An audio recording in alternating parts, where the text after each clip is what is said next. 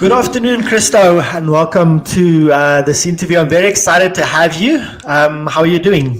I'm doing well. Yeah, I've been looking forward to this. It's going to be Great, interesting. man. Yes, I wanna pick up a story that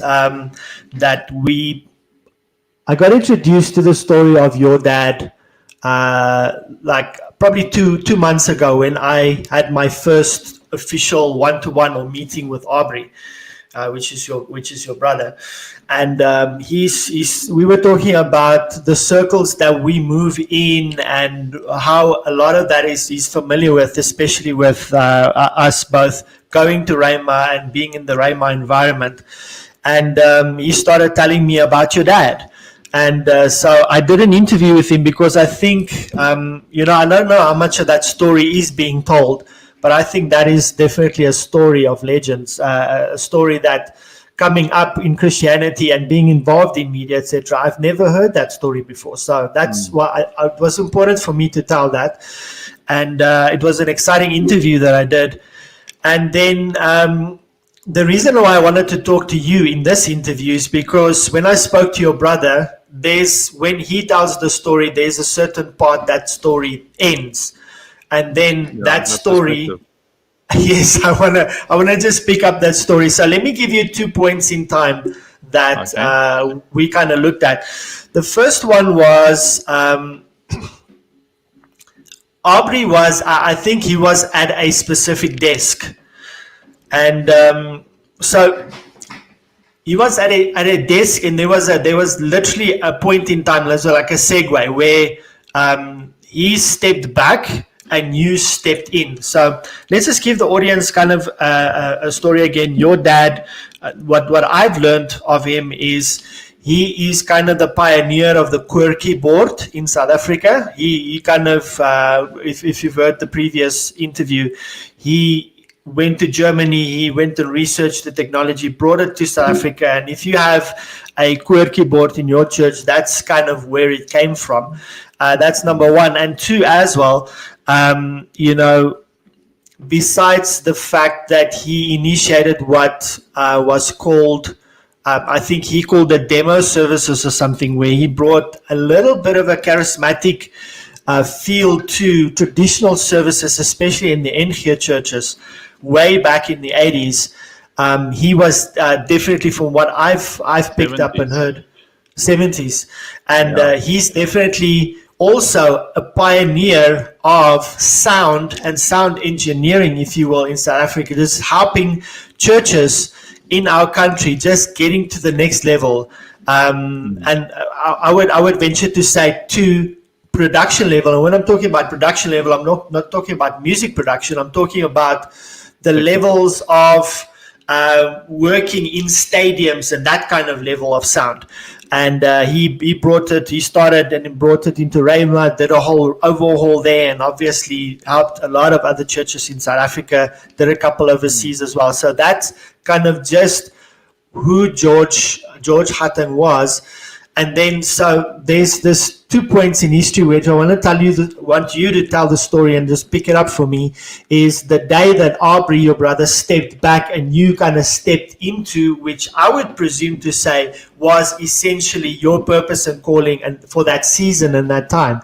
And then the second one was you went to Cape Town, and there were reasons around that, but then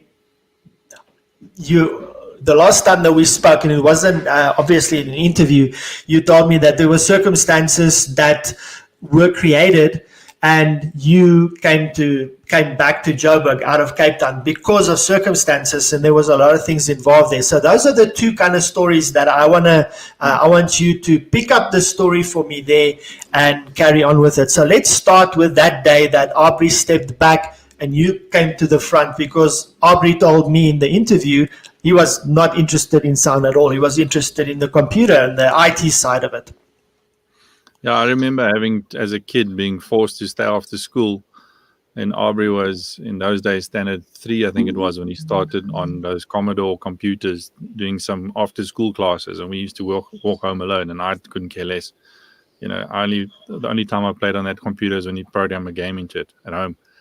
But he started obviously early in his life with that, and now we're talking 79, somewhere there, 78. Those Commodores, yeah. So we were both young. But then, I mean, we were fortunate enough to grow up with my dad, obviously being in the industry, being in the business. The time period in question that you were speaking about, where he was bringing that demo service, the band Impact, which got quite a few albums out.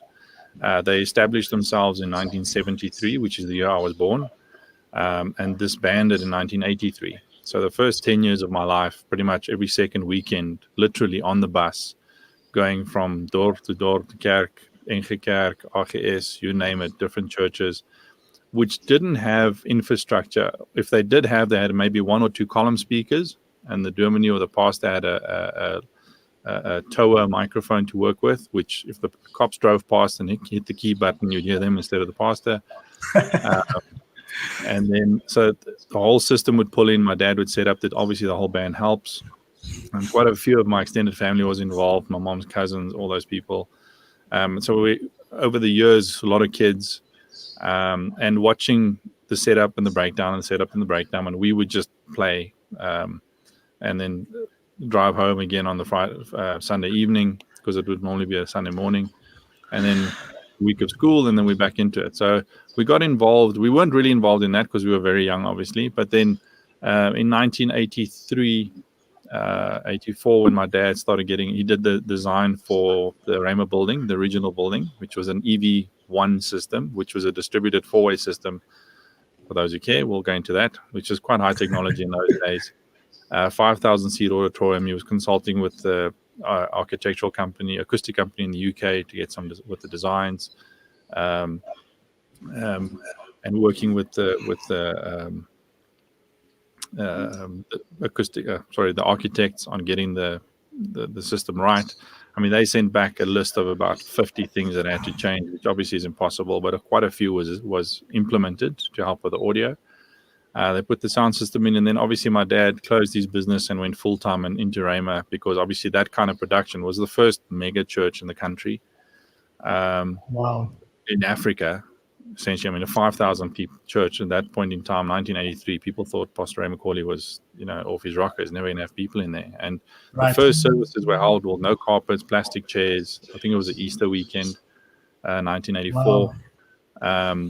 There's still pictures up everywhere. Already some of the sound system stuff was in. And then, obviously, because it was so complex and so high tech. And at those days, your AV component was a slide projector. People needed the words. There was no screens. There was no video. TV cameras was actually one of the rooms, which is currently where TBN is actually housed. Was like a big garage where a truck would reverse in for the cameras, because the church didn't have anything. So it was like a mobile TV truck. But the sound system was the technology. That was the big thing, because to get sound into a room that size and control it and develop it and have the experience that you want was quite unique. So he got involved there, and then 1985, I think it was, as a family we moved to Randburg. Obviously, being closer, then we were both in high school. Started getting involved in the youth, and that's where that's where Aubrey was involved. And then that's sort of where I slipped in with the youth band, which was a Friday night. And he got involved because he's got technical inclination. So my dad needed someone to assist, and the guys were there, and we all sort of just got involved. And at some point, I never really thought about it or thought, let me show me how this thing works. It just came instinctively. Back then, when you guys were involved with the youth, I think when I was at Rhema, their youth was called Urban Oaks under Pastor Mark. What was that? What it? I presume that was renamed or rebranded at some point. A couple of times. So the original was just Rhema Youth. Andy Haynes, who was in the main band, led the youth band at that time. Quite a few really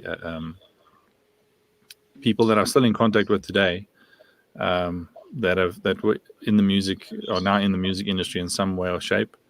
And then I started getting involved there, and then from there that led to on like I said, on a Sunday I wasn't really involved in church stuff. I was doing stuff in the tape department. I think it was actually in the tape department for that, where after the service you would duplicate cassettes in 5-minute stickers on, sell people. Yeah. That's where I Um, got started as well.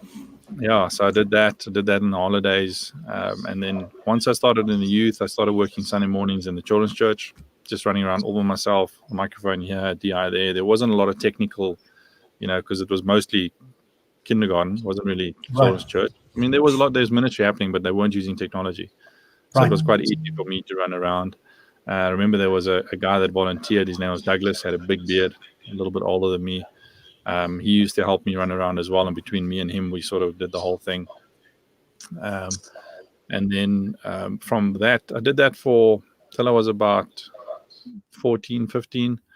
And then one morning, one of the guys that operates in the studio, so the church was set up with this front of house desk, a monitor desk on stage, and then a studio desk for recording the program, which would be broadcast later or the next week. It wasn't live broadcasts. He didn't arrive. So my dad called me in and said, please, just everything's set up. Just have a listen, push faders. He routed via the patch bay, the left, right mix down to front of house where he was, so he could put headphones on. And then obviously there's a comm system. And I think I can't even remember what it was. He gave me a note or just said something about halfway through, and that was it. And I did that I ended up staying in that room for a couple of months, about 6-8 months. And then started getting involved on weekdays at band practice with the band on stage, and just and productions and things like that. And I ended up doing monitor mixing on stage for about 7 years. So this was the last part of my high school. Already started working, so on the weekends volunteering just on stage. So that developed a nice. Anybody that's getting into it, I had a message yesterday from a student that I'm mentoring that he's finally falling in love with monitor mixing, because your interaction, your problem solving skills, all these things, and your technical prowess really gets tested. Because it's real time multitasking. It's not just one task. Not diminishing front of house. Front of house mixing is obviously creative, and you've got to be completely within the context of what's happening. But yeah, I did that for a long time. And on weekends, apart from Sundays, I started after high school. I did Bible school for a year. During the evenings, whilst working with my dad, we started doing installations. Or he was doing installations. I started getting involved. And the funny thing is, because of my upbringing and working with him, I did woodwork at school actually. So I was very good at building boxes. I built some speaker boxes for churches, because in those days, apartheid, there was a lot of restrictions on the product coming in. So Right. you either bought EV, which was being built locally under license from ProSound, or someone's something, some Chinese product or something weird. There wasn't a lot. I mean, Toa was in the market. Toa is a corporate company, so they were doing column systems and all that, which just for public address is great, but it's not really a music system. So we started doing installations in churches. A lot of MG churches at that time in the early 90s were switching away from the big wooden pulpit to a bit more of a stage scenario with the band, maybe evening services with a band, morning service still traditional. But the sound system had to work for that. So we did a bunch of that kind of stuff. And then some of the churches traded in some gear over time. So eventually we had enough stuff there, and I built some speakers, and friends of mine I met at church and stuff, and they'd like jazz band in those days called Witness, out of Colorado Park, Asia. So I started helping them with jazz concerts at Faith Temple and all these places in my mom's car before I went. And I started doing that more and more regularly. And as I started working, the sort of production side got a bit more busy. Guys asking for concert solutions.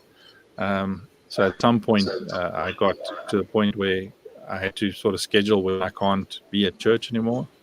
It was a voluntary base, but for me, it was part of what I did.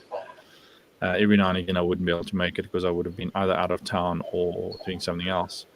And then eventually I got to the point in 95, I think it was.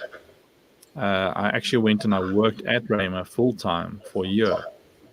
At that point, there were and we didn't know at the time, but Steve, who was heading up the sound department at that point, gave me an opportunity. I really liked being involved there, so I sort of resigned from my dad's company, went in there. It was actually 94, 95, because I got married in January 95. So it was that year that I got married in. And in that time, we actually put in a new system in the main auditorium, which was replacing the one that was put in 1983. So it's about 12 years. Kept some of the infrastructure, moved the sound desk from the back of the room to the middle of the room, a bit more context. The music, obviously over those 10 years, a lot of development, genre influences from, whether it was Integrity or Hillsong and all that, and the music changes. So we put in a sound system that's a bit more musically orientated. Can you pause there and just tell me we often see in a church, in any church hall or auditorium, you often see the sound desk moving around. In most cases, the sound desk is way at the back. Now here you move the sound desk to the middle. Why did you guys do that? Was it because the sound was just traveling too far? What was the idea behind that?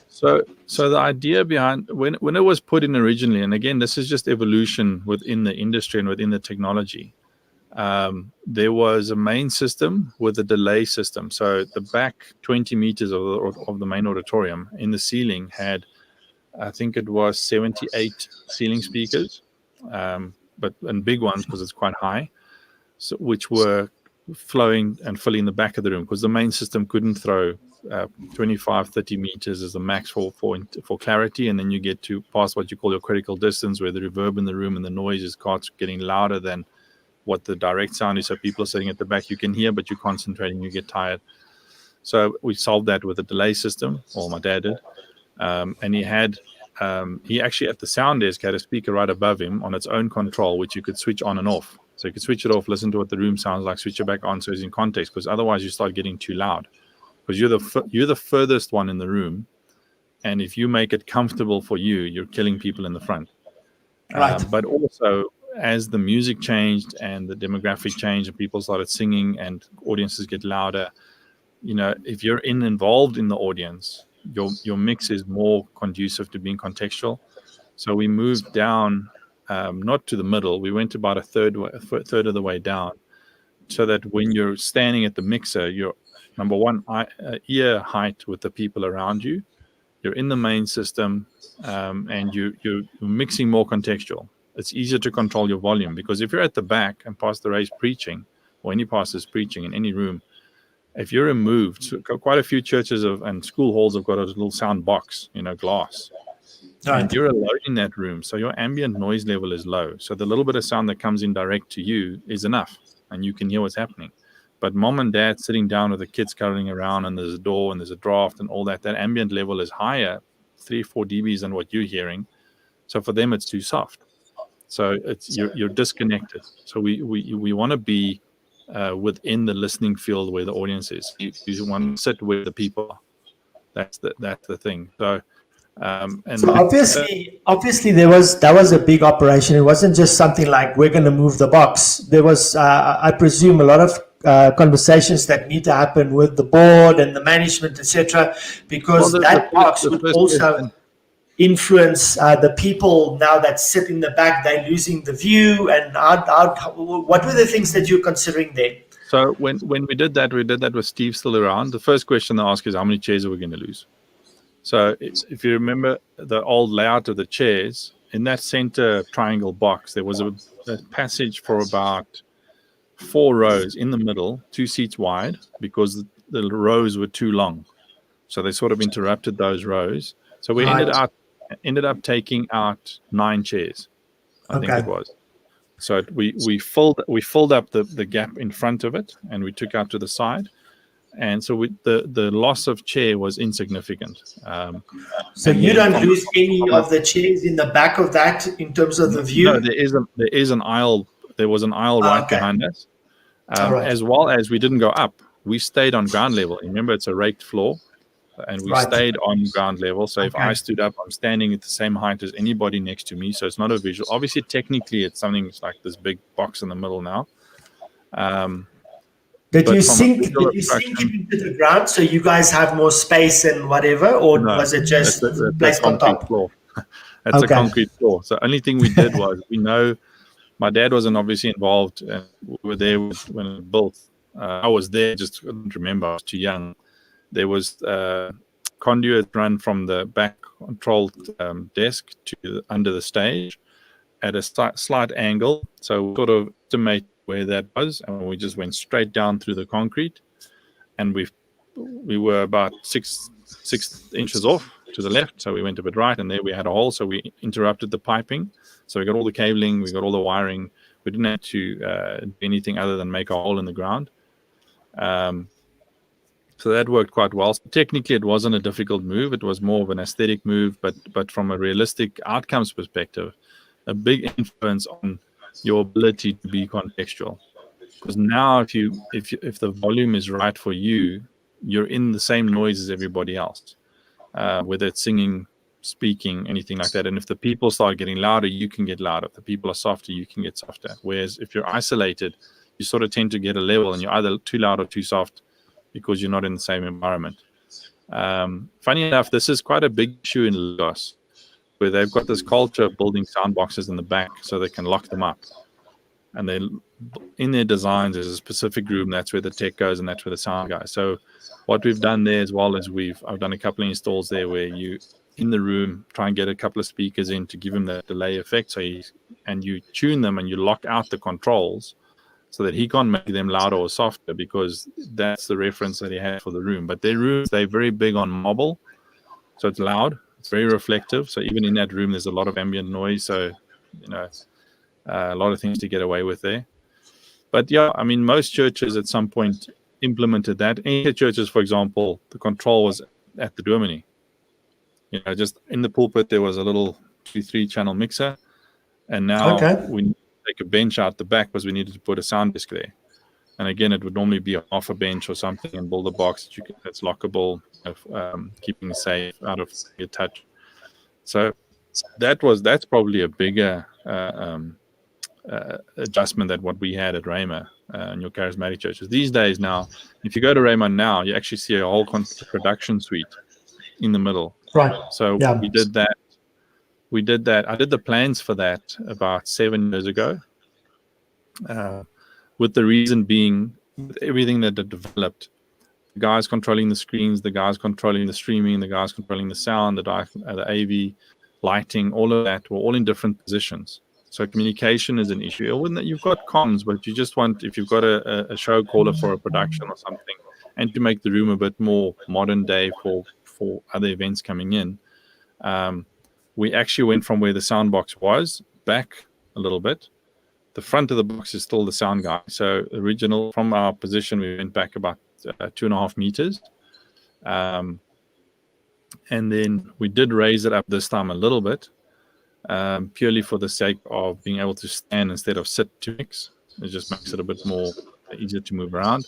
But then you had the lighting and the AV and the streaming guys all in one spot, all the technical in one spot, all the interconnections, and it's a much more conducive production environment, which is something similar to what Mosaic did off from the bat.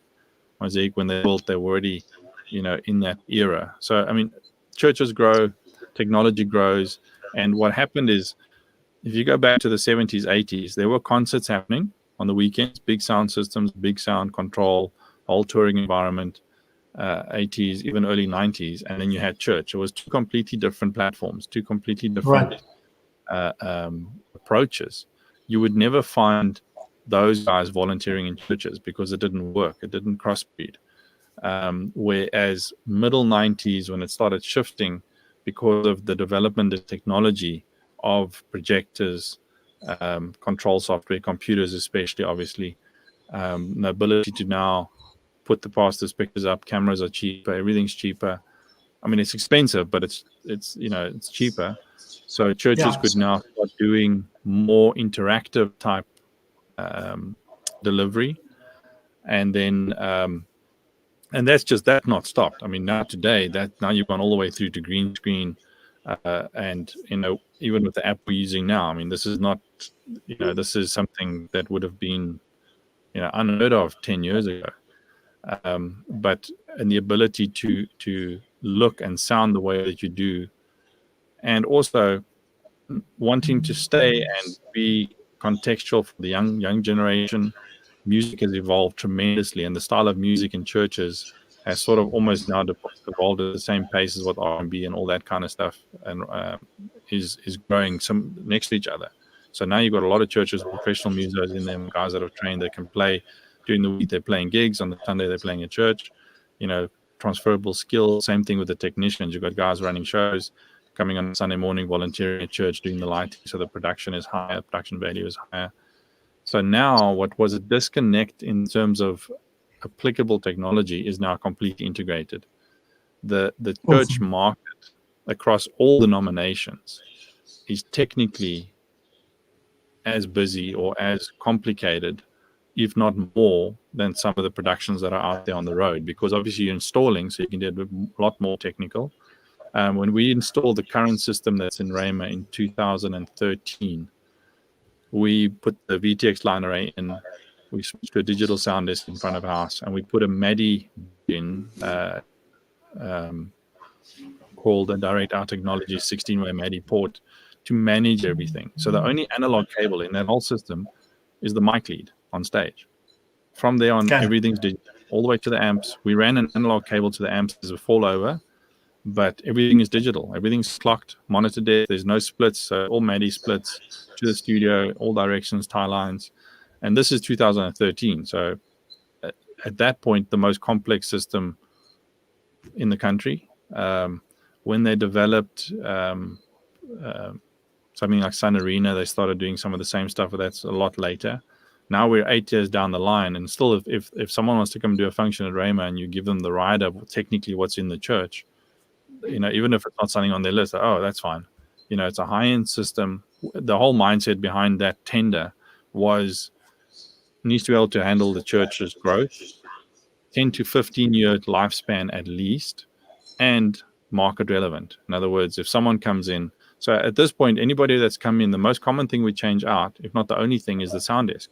Because like when Michael W. Smith or Hillsong comes, they travel with a desk and everything's pre-programmed. They don't have time for sound check, so it's just quicker to put their desk down. But then they just tap into our fiber. It's simple as that. Sound system as is, as the church uses it, they use it, they're happy. We even had the Newsboys there a couple of years ago, and I mean, Newsboys is heavy, low end, all that. And I'd spoken to a friend of mine about probably bringing in some additional subs. The engineer walked up with his thing, happy as is. So the system was from the Talmud preaching on a Sunday morning to Newsboys, I have one system that could do everything. So that means for a normal Sunday morning, we're just about idling the system, but the additional revenue for the church for the rental, because if you think about a venue like that, a company that has to bring in sound, you've got rigging time, all that kind of stuff, that you now charge out that system at a normal price.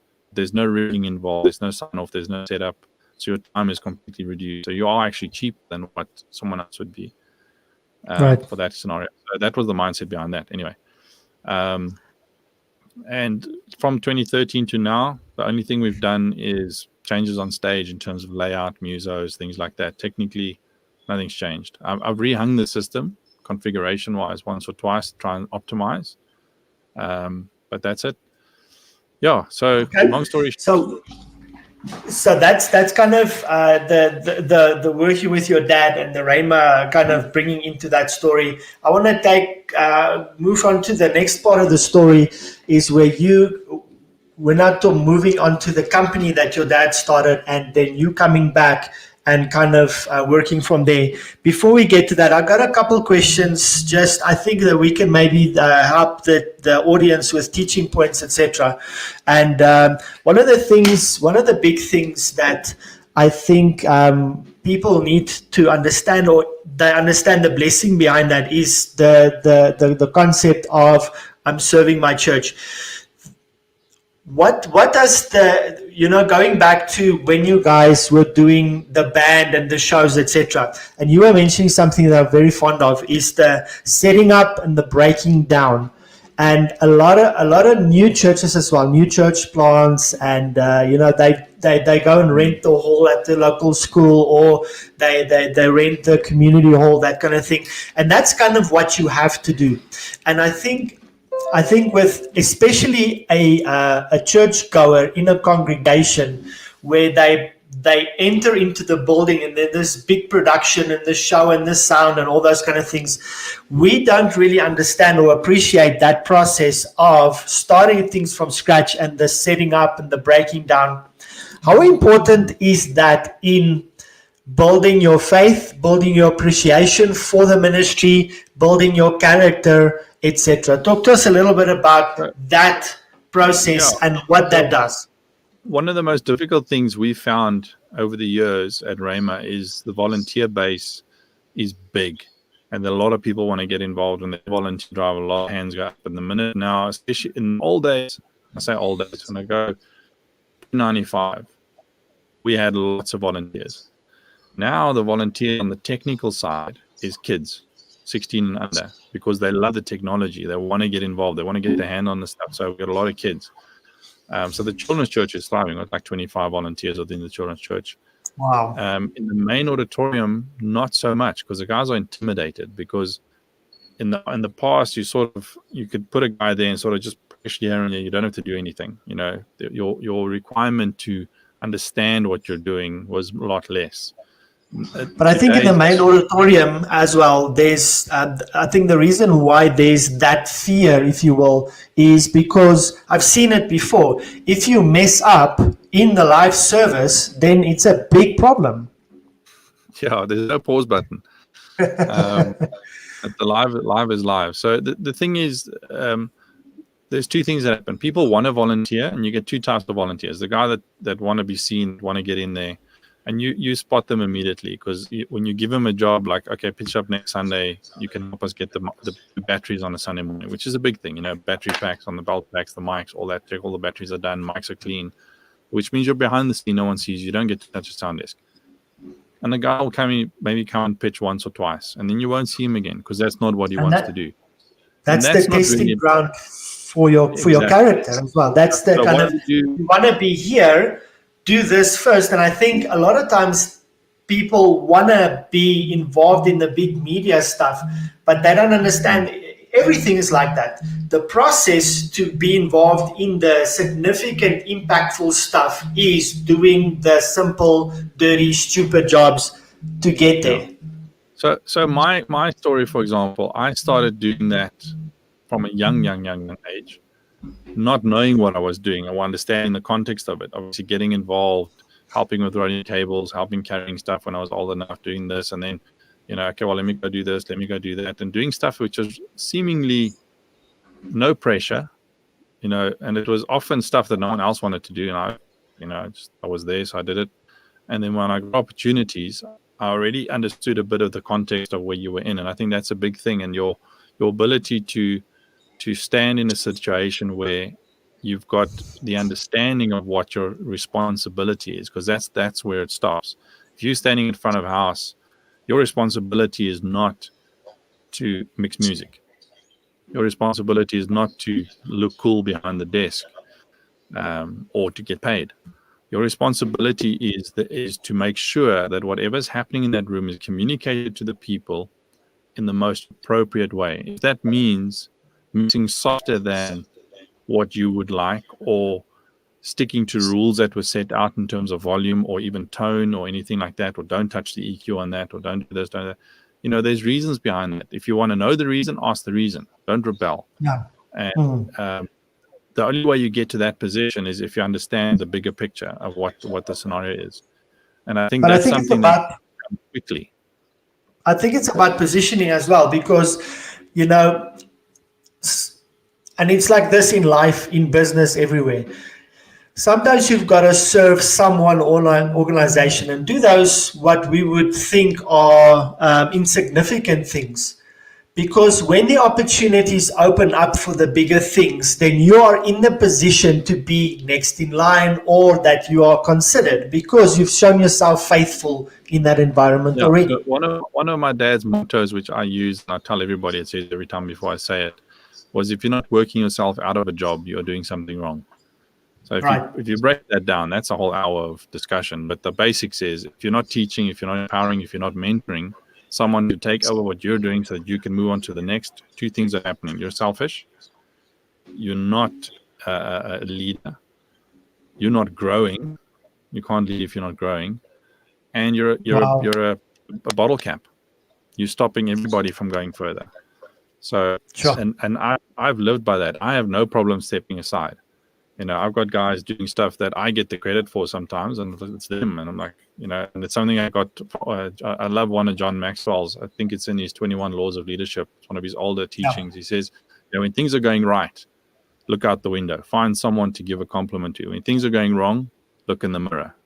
Don't take it. Don't take it. Always take the blame. It was one of my dad's mottos. Because someone coming to you stops with you.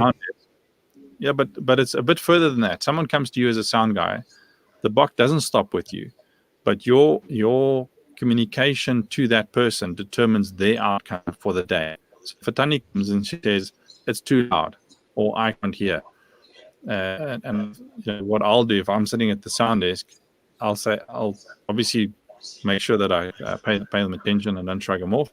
And I immediately, what I've learned over the years is I answer with a question. And I say, can you please tell me where you're sitting? And then admittedly now you're making them think. And they sit, and then what I do is I look at where they're pointing, and then I look up and I look at the sound system and I look back and I say, okay, cool, I'll see what I can do. And in their mind, I'll say, because obviously it's different. Now they're listening all the way back to their chair. Number one, they got listened to. They didn't get shoved off. They're listening all the way back to the chair. Sound changes as you're walking all the way through that room. By the time you get back to their chair, it's a completely new experience. Whether I change something or not, 99% of the time they're happy because they voiced, they got listened to. I don't just do that as a habit to shut them down, because sometimes in a big room like that, I can't hear every speaker. So if they say they're sitting there and they come to me and they say they can't hear, then I can get on the comms. I can say, guys, just go check the amps, or someone just walk over there and have a listen. And maybe the HF is down. You never know. And before we did the upgrade, there was a system which is a bit old and ragged at Rama. I think that's when you were there, where the sound was very inconsistent throughout the entire room. So you had very hot areas where it's very harsh, i.e. loud, and some very shaded areas, which is softer. So what I did with Pastor Allen at that point, we drew up a map of the church, and we used colors of where's the louder and where's the softer areas, so that you as an audience member can choose where to sit. So if it bugged you, and we did that, and for a long time there was no complaints. So I used the negativity of this lack of what the system's capability is, and I interpret it in a way where people could loud and soft. So if it's too loud for you, you look on the plan, hang on, if I go sit in that block, it'll be softer, and they go there, and it is softer. Meanwhile, it's just because my speakers aren't getting there, but for them it's fine. So and then the young people can be louder in the middle and all that kind of stuff. And we did that. And what today with the system that's in there, we can control all the different regions completely separately. So we've got the speakers, for example, facing where the moms and babies are. That section is 3 dBs louder, even though if it's in the back of the room, it is 3 dBs louder, because the scurrel and the hustle and the moms and the bags and the things, and they don't want to struggle to listen, so it is a bit louder there. So if someone's sitting right in front of that section, they go, it's too loud. Well, yes, and the ushers know, but it's because of the moms and babies. So if you just move a little bit to the side or a couple of rows forward, it'll be softer again. Talk to me about, we were talking about the volunteers just now, and we were looking at the heart and the attitude and those kind of things. Can you talk me through, I think this is a valuable thing for any church and in any organization actually. What was your volunteer process? Because you say obviously the demand or the supply of volunteers at some point was overwhelming. There was a lot of people. Obviously you had to have a process in place of, okay, who do I choose and what do they have to go through to kind of prove themselves worthy or make sure that they are the right fit? So what we did, first of all, obviously the first test is nothing to do with technical. It's a character test. So when people volunteer and they say, listen, we want to be in technical, we give them a breakdown of what our structures are and what the demand is on time, number one, and how our schedule works. And the first thing is you get scheduled, not to work, to shadow. And over a process of 3 months, you would have shadowed in every single area. And we say 3 months. So a lot of people before 3 months are up are actually operating because they've proven themselves and they're diligent and they're there. And the reason I say 3 months as well is not it takes 3 months to get someone orientated. But if you say yes to 3 months and you pitch up at 6:30 on a Sunday morning for 3 months, it says a lot, even if you're not, because we've had guys that weren't technically inclined and they pitch up and they're there all the time. So we find them jobs in terms of that 6:30 to 7 in the morning is a lot of preparation, getting equipment from stores to stages, setting up all that. They're not operators, but they're there and they're doing it and they love doing it because they've got responsibility. So you make them a team leader for logistics, not necessarily an operator. Wow. But it's test one is pitch up and not pitch up Sunday, pitch up every Sunday without, oh, sorry, I'm running late. Or, oh, sorry, I'm doing, I'm not saying life doesn't happen. And if you've got a legitimate reason for being late, you will tell us way before you are late, not after you're late. That's just a character test. If something happens on the way there, and that's a different story. But we have a lot of kids dependent on moms and dads for transport that are there at 6 o'clock. And mom and dad goes home and then comes back to church. We've had kids as young as 13, 14 using taxis on a Sunday morning. So during the week, it's a bit more difficult with school and evening functions. But the guys that are, driving and all that, we can get them involved. But even there, it's the same process. If a guy shows he's reliable, you can teach him. Like I said, I can teach anybody a skill. I can't teach them an understanding. Again, another whole hour sermon there.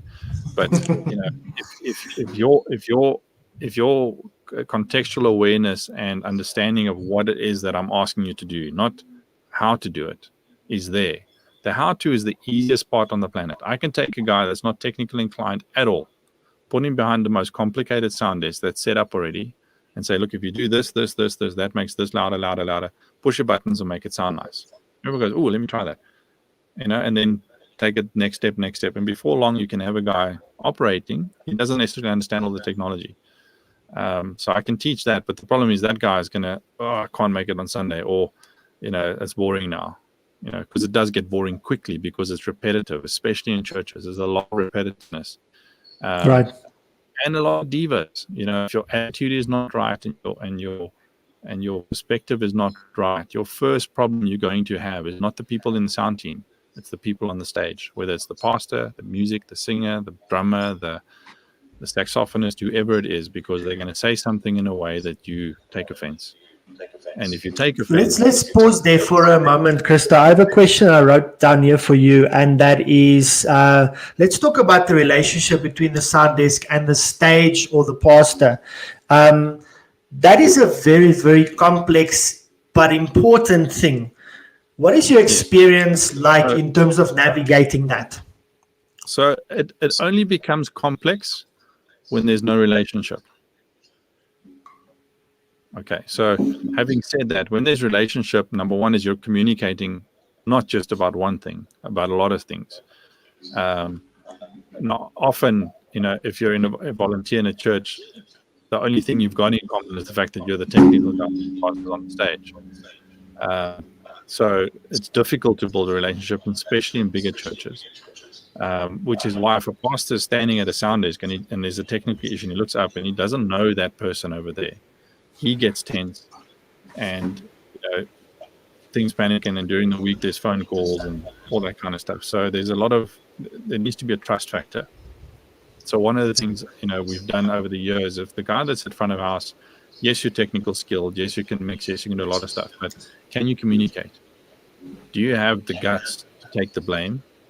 Do you have, go on a Sunday morning, get introduced, shadow for a while. In other words, you're sitting in front of house next to me so that it's a recognizable face. Before I step away, this is where the whole thing is about position.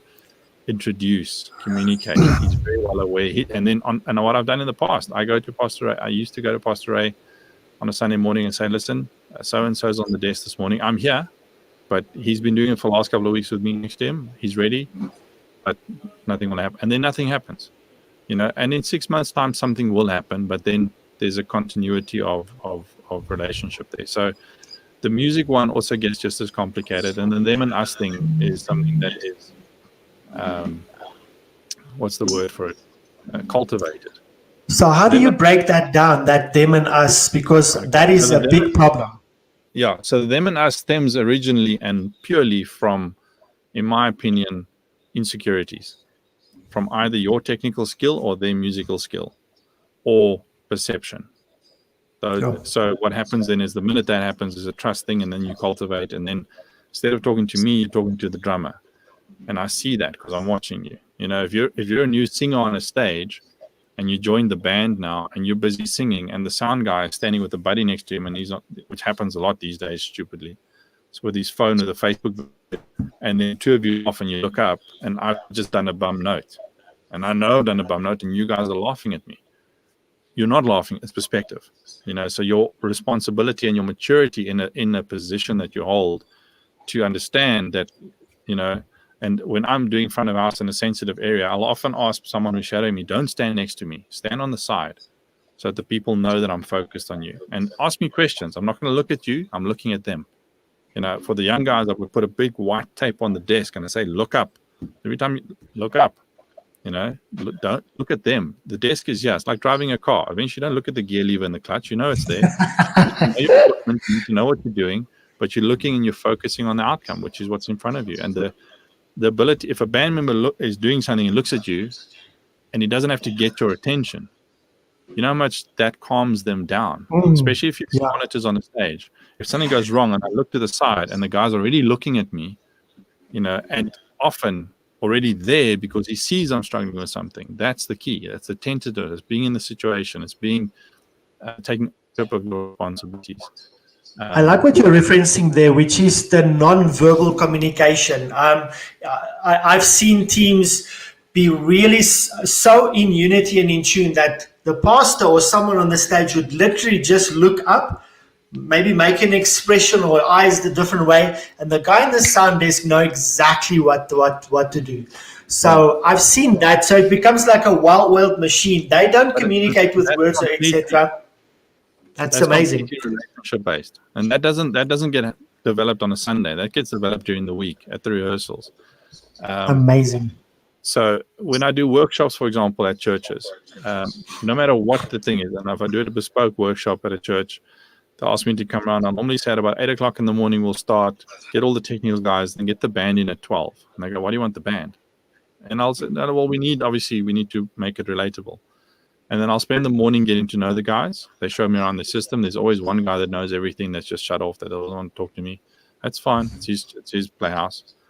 And I just go through and I use my experience to look at the desk without even touching it. And I can list at least 5 things that is problems on a Sunday. And then they're like, you know, did you visit on Sunday? It's like, no, I can see from based on this. When this happens, that's going to happen. This happens. You know, it's like reading a book. Wow. And let me guess, the pastor says this, or the drummer is always moaning about this, and they're like, yeah. Now, a lot of that's just common stuff between everything, but I use that to show them I'm aware of their context. And then when the band comes in, I don't just get the band on stage.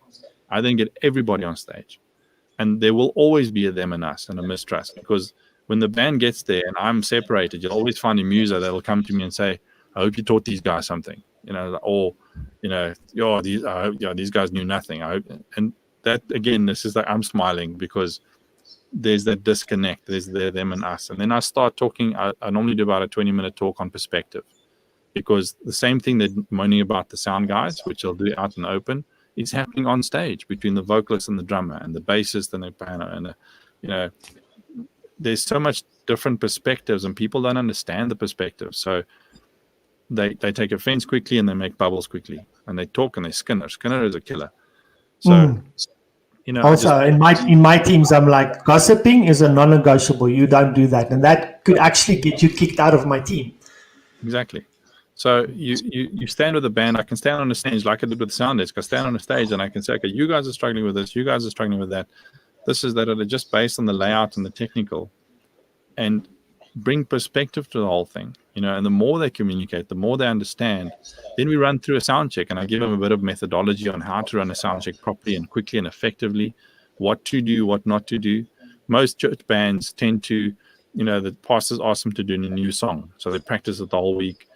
Then they get on Sunday morning, and, we got to run that song, and they play that song first, and they use that for a sound check, which is a disaster, because you're thinking about so many things and you're changing everything because you're can't hear the piano, and your brain's all over the place. And then you start the service, and you're like, why has everything changed? You just changed everything. So I have 2-3 songs that everybody knows backwards. You can play them in your sleep. The band, when everybody's ready, someone take charge, play those 3 songs, do your sound check on that, because you don't have to think about the music. You're only thinking about the sound. You sort it, then you play the new song, and you'd be surprised how you settle in. But it's structure. There has to be structure. And the sound guys need to understand that structure and understand the process that's busy happening on stage, because often you're the sound guy, you want them to play and they keep stopping, but you don't understand what they're busy doing, because you've not been part of the discussions, you've not been part of the planning. That's your fault, not no one else's fault. If you don't know what's going on, you can't blame anybody else. You've either not found out, not checked your mails, or not bothered to get involved. So let me just say it like that. Communication is key. Yeah. Cristo, so the last couple of minutes we have, I want you to segue into just talk about you coming back from Cape Town to ASE, and what are you guys doing today? So, coming back, I spent just over 5 years at His People in Cape Town. Technical director, obviously, did a whole bunch of stuff there. And then I resigned there actually at the end of the season, about midway through 2006. Had the whole exit plan, strategy plan. At that point, my father's health wasn't a problem, so that wasn't the reason for the resignation. But it all turned out that by the end of that year, I was pretty much a free man from that point of view. Didn't know where we were going. It was a new season. And at that point, obviously, my father got ill. My father passed away at the beginning of 2007. And I'd known about ASE. I mean, obviously, he started in 96 at the business when he started getting involved with Allenby and all that. And over the years, I've done guest lectures. I've done some practicals with them. I've done little bits and pieces. I've known some of the students, but I wasn't really involved. I wasn't following curriculum or anything like that. I'm doing a lot of training. All my life, I've just enjoyed teaching and training. So met with the partners of my dad and said, "Listen, I'm here. Let me just jump in. Tell me what to do." So it's literally what I did. I jumped in, got involved. Was still staying in Cape Town, so I flew up, spent the week here, flew back down for the weekend. And as soon as my youngster was old enough, we actually moved back up here. And at that point, ASE couldn't financially support big staff complement, so I was still doing my own stuff. I was starting to do freelance work. And then over time, it became Sound GP, which is a tribute to my dad. His number plate was Sound GP from 1991, I think it was, when the GP came into play. He registered Sound GP. So my mom gave me those plates when he passed away. So it's a tribute to him, the name of our company. So I'm sitting with 2 hats. I'm involved at ASE. I teach a lot. I'm teaching more of the live guys in the third years. ASE has grown into a tremendous institution. We strive for excellence. Our labs, the way we run our curriculum, the products that we're developing now, if you're interested, go to the website. There's a lot of new things on the market, obviously, with the new environments that we're in. But we're running a full 3-year degree or diploma, starting from scratch and still implementing a lot of the stuff my dad had. Obviously, again, over the last 13 years, development, CHE rule changes, went from 2-year diplomas to 3-year diplomas and and streamlining for the quantity of people, class sizes and all that kind of stuff. So ASE is very, very active, very hands-on. We've got a good track record with a lot of alumni out there all over the country and the world, and that have found their roots at ASE. I mean, our at a graduation, normally in the middle of the year, of the graduating body, about 80% of them are active in the path that they studied already, Wow. And some of them, even before they graduate, they're in. They because the guys figure out what they're passionate about. So some guys have come to ASE, graduated, and they've gone into something else. You find your different passions. We've had guys come after having done engineering, come to do sound engineering, or having done physics, come do sound engineering, just based on interest. I heard some of you guys graduate and they literally move over across the road to Mnet and they have kind of positions immediately. Yeah, or SABC, Mnet, most of the TV studios, production companies, post-production facilities. I mean, if you think about it, sound engineering is everywhere you got to listen to something. I mean, me and you, the way we're doing this now, we've had to set up a microphone, we've had to do something. It's not necessarily sound engineering, but there's a technical element involved there, which you've been forced to learn. Right. But there's, if you go everything from an airport to a restaurant to a Investec building, Discovery's new building, all that, there's a degree of sound engineering in not necessarily mixing, but system design, implementation, design, obviously music studios, post-production, live sound, of which the church market is probably the biggest live sound market in South Africa, if not Africa, even the States. I mean, I remember when the Yamaha M7, which is a digital console, came out in 2003, I think it was. In the States, the only thing they marketed to was churches, because it was enough. Unplug your old digital desk or old desk, plug in this one. And, it was a very quick learning curve and off you went. So it was a great marketing tool for them. It was one of the first digital mixers most people got exposed to, was a Yamaha M7 on that format. There was a couple before that, obviously, but just in terms of like mass market. But yeah, ASE, we've got obviously relevant. We've got lots of, on the live side, a lot of digital consoles to stay relevant to the market. We get a lot of industry input, industry lectures. We do that constantly. Talk to me about that real quick. From what when we spoke last time, you said that you actually love consulting and training, especially at the venue. So at Yes. at different places. Yeah. So if I get a phone call from a church or something that wants their guys train, the most effective way would be do it at the church in question. Because it's relevant to them and contextual. It's relevant to them, but you can get them to optimize what they have, and the knowledge sinks in quicker because there's context. If you try and learn a language, but you're not forced to talk it, how long does it take you? If you're thrown in the deep end, it goes because the context of the situation is there the whole time.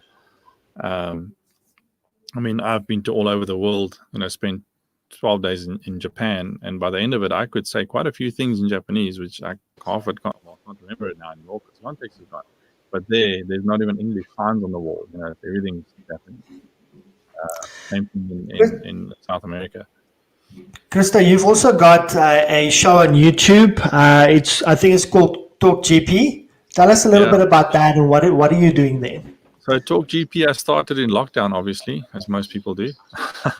Just sitting at home thinking I want to just share. So I started just thinking of how I do things, workflows, all that kind of stuff, which is not necessarily technical skill. It's more experience. So I started talking about some of those things. I used some case studies of jobs that we've worked on. I brought in some friends to help me talk about those things. We had some discussions, everything from microphone. It's a lot of Q&A especially. I used to do one quite often, obviously during lockdown, and then now that things are freed up, I try and do one once a week. Didn't do one last week because I moved this past weekend, so a bit of a gray. And out of that, we've even got a WhatsApp group going now with I think about 55 guys in, which is sort of like just a off-the-cuff talking subjects, Q&A during the sessions, and it's guys literally from all over the world, up into Africa, just having some way to talk about either challenges or just be encouraged about what's going on. So it's not a teaching platform as such. It's more of a discussion platform. But obviously, when you discuss something in a format with perspective, people do get something out of it. And awesome. It's just a way for me to express some of my knowledge and opinions. Share some knowledge. Yeah. And then finally, Cristo, if someone wants to get a hold of you, how do they do that? Well, WhatsApp, email, anytime. My email is cristo@soundgp.co.za. My name is spelled like it is on the screen, H, that is correct. And if you spell it wrong, I'll still get it. Don't worry. My IT guy set it up. Cool.